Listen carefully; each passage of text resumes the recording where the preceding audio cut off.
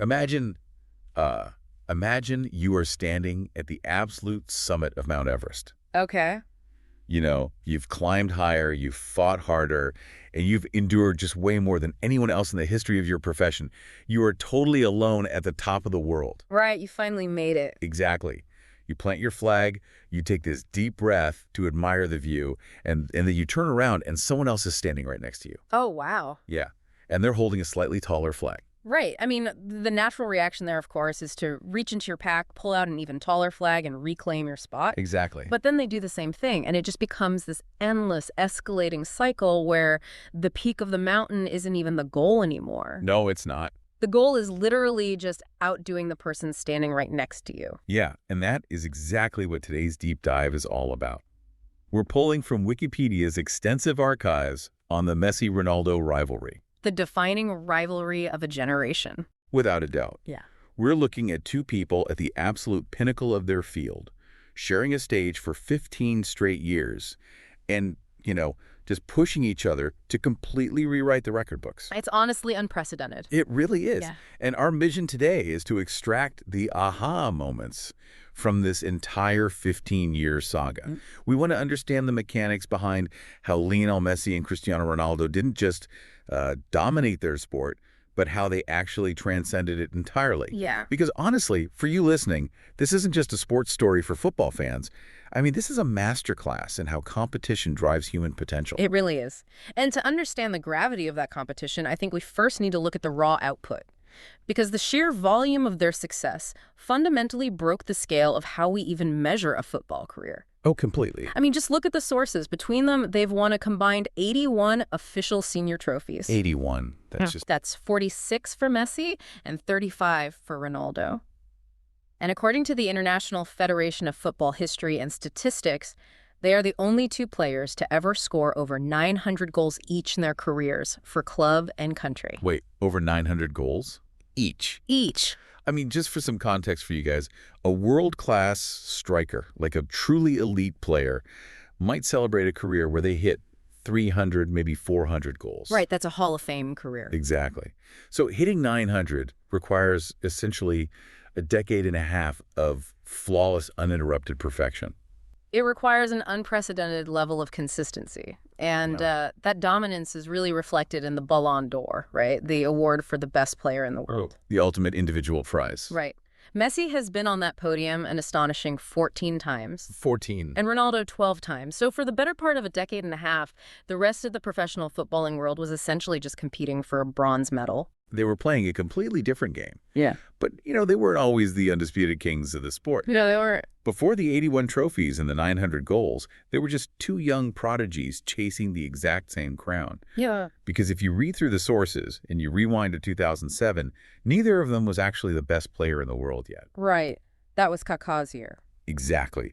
They both finished as runners-up for the Ballon d'Or to AC Milan's Kaká. Mm-hmm. So they were brilliant, obviously, but they were still human. Yeah, the 2007 milestone is really crucial here because it marks the baseline, Mm-hmm. They were viewed as the two most promising talents of their generation, sure, but the narrative hadn't yet shifted into this localized head-to-head duel. Right, they were just the next big things. Exactly. They had their first real encounter in the 2007-2008 Champions League semifinal. Oh, right, when Manchester United drew Barcelona. Yeah. And Ronaldo actually missed a penalty in the first leg of that tie. I forgot about that. Yeah, but United advanced anyway. Yeah. And the media started drawing some comparisons then, but it wasn't until the very next year, in the 2009 Champions League final in Rome, that we got what was basically billed as the dream clash. The ultimate decider for who is the best player in the world. Exactly. And in that match, Messi, who is, listed at 5'7" and is not exactly known for his aerial dominance, he scores this rare header to seal a 2-0 victory for Barcelona. It's an iconic goal. It really is. I look at that moment in the archives and I just wonder, how does a player of his stature even manage to score a header against a really physical, towering Manchester United defense? Like Rio Ferdinand and Nemanja Vidic were back there. Well, it came down to a tactical evolution, really. Barcelona's system under Pep Guardiola began using Messi less as a traditional winger out wide and more as a player who could just drift into unexpected spaces. Like the false nine role? Exactly. The defense was preparing for this conventional physical battle, and Messi simply floated into a pocket of space where they literally weren't expecting him. He just hung in the air just long enough to connect. Yeah. It was basically a statement that he wasn't just going to beat teams with dribbling, you know? Yeah. He was going to outthink them. Okay, so at this point, they're taking turns trading blows on the European stage. Mm-hmm. But they're still in different leagues, right? They're different countries. Right, England and Spain. Yeah, so to me, it feels like Batman and Superman existing in different cities. That's a good way to put it. You know, they know about each other, the public compares them constantly, but they aren't actually dealing with each other's success every single day. Right. But then one of them decides to move to Gotham. Yes. The geography is the absolute crucial element there. On June 11, 2009, Manchester United accepted an £80 million transfer offer for Ronaldo to join Real Madrid. £80 million. A world record at the time. A huge deal. But moving to Real Madrid wasn't just a career upgrade for him. Ronaldo was deliberately walking right into the heart of Barcelona's territory. He was opting into El Clasico. Right. And for anyone listening who might be unfamiliar, Real Madrid and Barcelona isn't just a typical sports rivalry. No, not at all. It's one of the most fierce, historically and politically charged rivalries on the planet. Yeah. I mean, you have the Spanish establishment facing off against Catalan identity. Exactly. And placing these two specific players into that specific cultural cauldron, I mean, it changed everything. You had to. By joining Real Madrid, Ronaldo locked himself and Messi into facing each other at least twice a season, every single season, and under the most intense media scrutiny possible. Yeah, you can't escape it. You really can't. This proximity turned a long-distance, sort of theoretical comparison into an intense, localized arms race.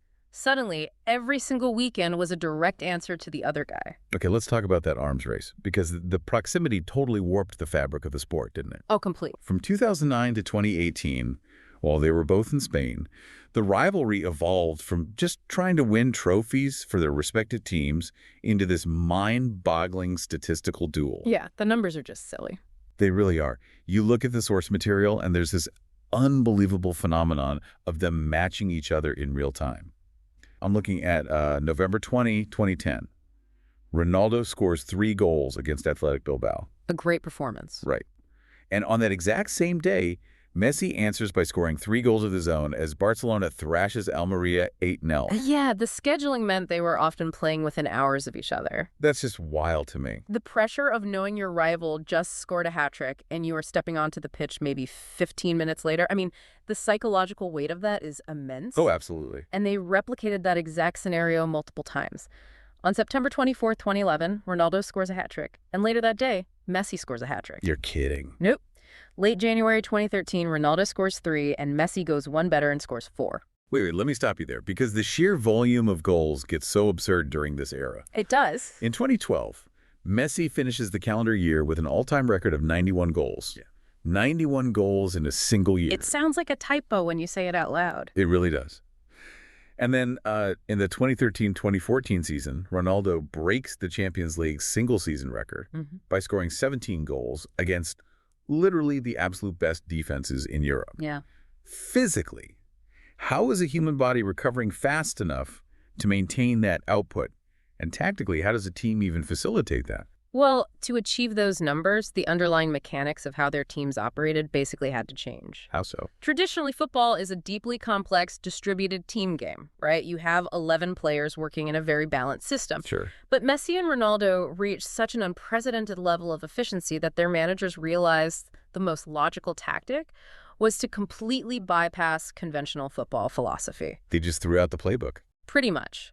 Entire tactical systems were engineered solely to deliver the ball to these two men in the most dangerous areas possible. They basically transitioned from being part of a team's attack to being the entirety of the offensive strategy. But doesn't that raise an important question about the health of the sport itself? What do you mean? Well, at a certain point, were they even playing against the opposing teams anymore? Or were they just using the rest of the league as a proxy to play against each other? That's a fascinating way to look at it. Right. Because it almost feels like the other teams were just collateral damage in a private game of horse. Like, is it actually good for a team to rely entirely on one individual outdoing another individual who's hundreds of miles away? Yeah, that tension between individual brilliance and team mechanics is exactly what made this era so fascinating. Critics often pointed out that this hyper-focus could leave their teams really vulnerable if either player had an off night. Sure, that makes sense. But the thing is, their off nights were just incredibly rare. That's true. Arsene Wenger, who is FIFA's chief of global football development, he summed up the broader impact perfectly when he basically refused to rank them. He said, "They are two different players who have shown the world for 15 years how great football can be." Wow. The sources really emphasize that this wasn't a rivalry fueled by bitter loathing. It was a relentless quest for records and reputation. The opposing teams simply became the measuring sticks they used to communicate with each other. Which makes me wonder about the physical fuel required to maintain that kind of insane arms race. Yeah. Because to sustain a 15-year duel at the absolute peak of human performance, you need vastly different types of fuel. And the sources give us a really fascinating look at their profiles. They could not be more different in how they actually played the game. Oh, the contrast in their styles is the foundation of the entire global debate. Right. Ronaldo's methodology was built on explosive physical attributes. He utilized power, this incredible leaping ability, and just sheer athleticism. He's like a machine. Exactly. Yeah. He also built a reputation on his adaptability, proving he could dominate across entirely different footballing cultures in England, Spain, and later Italy. Yeah, he proved it everywhere. Whereas Messi's dominance was built on an almost supernatural center of gravity. He relied on close-controlled dribbling, playmaking, and vision. He navigated through tight defensive lines as if the ball were just glued to his foot. And the media absolutely devoured that contrast, right? Oh, they loved it. But reading between the lines of the Wikipedia archive, how much of the narrative surrounding their personalities was actually genuine? And how much of it was just like Nike and Adidas trying to sell two completely different brands? That's the million-dollar question, right? Because Ronaldo was constantly framed as this temperamental, fiery, arrogant showman, while Messi was always painted as the reserved, shy, humble genius. I mean, it feels almost too perfectly scripted. The commercial ecosystem surrounding them certainly amplified those caricatures, without a doubt. The press thrives on conflict, and they really wanted a blood feud. They leaned heavily into the narrative of the hardworking, obsessive athlete secretly harboring deep resentment for the effortless, divinely touched prodigy. It's like the classic Mozart versus Salieri trope. Exactly. There were even rumors flying around about genuine animosity. Like, Guillaume Balaguer wrote a book where he claimed Ronaldo used an incredibly obscene nickname for Messi behind his back inside the Real Madrid dressing room. I saw that in the notes. I mean, that's the kind of locker room gossip that fuels sports talk radio for months. But was there any truth to it? Well, Ronaldo vehemently denied it. He actually even threatened legal action over the remarks. Oh, wow. Yeah, he stated publicly that he has the utmost respect for all his professional colleagues, and that Messi is absolutely no exception. When you strip away the marketing campaigns and the tabloid headlines, the reality seems far less dramatic and, frankly, much more poignant. It really seems more like two guys who just shared an incredibly lonely peak. Exactly. And that's the sentiment shared by those who worked closely with them. Sir Alex Ferguson, Ronaldo's former manager at Manchester United, he explicitly said that he didn't think the rivalry bothered them at all. Really? Yeah, he noted that they have their own personal pride in wanting to be the best. They weren't reacting to a media-invented hatred. They were reacting to the standard the other guy set. That makes a lot of sense. Ronaldo himself actually peeled back the curtain in 2016. He admitted, "I think we push each other sometimes in the competition. This is why the competition is so high." There's actually a moment in 2019 that I think completely punctures that whole balloon of media-invented animosity. Which one? They're sitting right next to each other during a joint interview at an award ceremony. And Ronaldo talks about how much they've shared the stage for 15 years. And then he just casually suggests that they should have dinner together sometime in the future. Oh, right. Yeah. And Messi later replied in a separate interview, "If I get an invitation, why not?" That's great. It really is. It's just two guys who understand exactly what the other one is going through. Because literally no one else on the planet understands the psychological weight of being expected to score 2 goals every single time you step onto a pitch, except for the guy sitting right next to you. That mutual understanding is incredibly rare. But of course, the physical reality of the sport eventually catches up to everyone. Yeah, time is undefeated. It is. The intense, localized pressure cooker of the El Clasico era eventually had to come to an end. Right. In the summer of 2018, that geographic proximity was finally broken.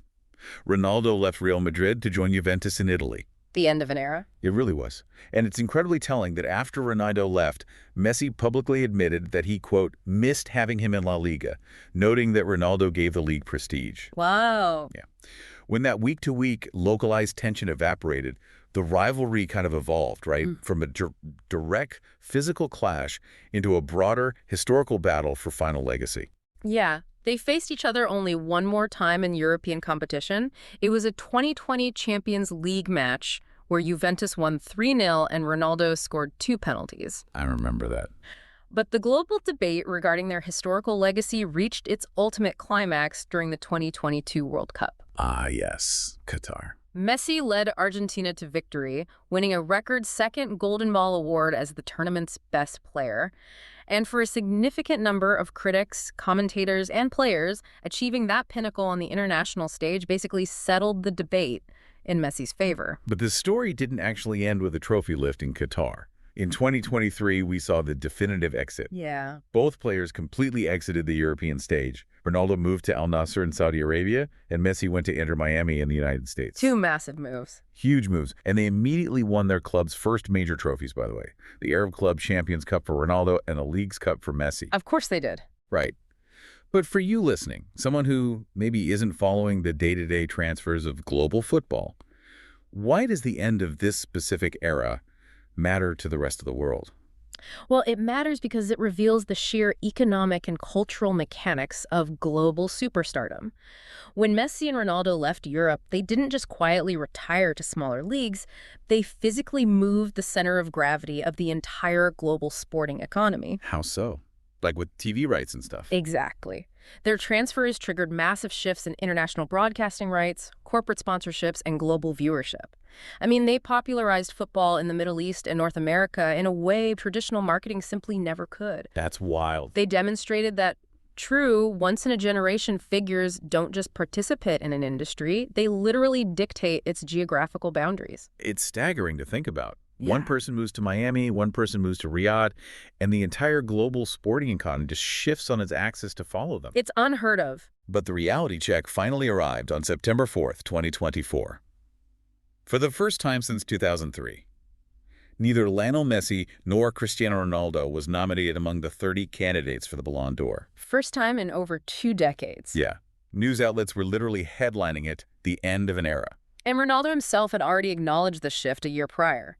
In September 2023, he publicly declared that the rivalry was, in his words, gone after 36 official fixtures and 15 years of sharing the stage. Sharing the stage. I mean, that phrasing is the perfect encapsulation of what we've been unpacking today. It really is. This deep dive into the Messi-Ronaldo saga proves something fundamental about human nature. The greatest antidote to complacency is a worthy peer. Absolutely. Their 15-year duel wasn't just about winning silver trophies or breaking abstract statistical records. It was about the incredible power of having someone in your peripheral vision who absolutely refuses to let you rest on your laurels. It serves as the ultimate forcing function for excellence. If Messi scored a hat-trick, Ronaldo couldn't take a day off. If Ronaldo won a Champions League, Messi had to get right back in the gym. Yeah. They effectively outsourced their motivation to each other, ensuring neither could ever afford to settle. And there is a deeply practical lesson there for all of us. Whoever you are listening to this, whatever industry you're operating in, you need to find your Ronaldo. You need to find your Messi. Yeah, you need that push. You need to actively seek out that person whose excellence frustrates you, inspires you, and forces you to level up. Because without them, you might just settle for being good enough. Exactly. Which brings us back to that lonely summit on Mount Everest. Think about the image we started with, the absolute peak of the mountain, standing there alone. I want to leave you with a final lingering question to ponder as you go about your day. Okay. If Lionel Messi and Cristiano Ronaldo had never played in the same era, if by some twist of fate they had been born 20 years apart and were never forced to share the stage, would either of them have actually reached these staggering, impossible heights? Or does true, flawless perfection absolutely require a rival to chase?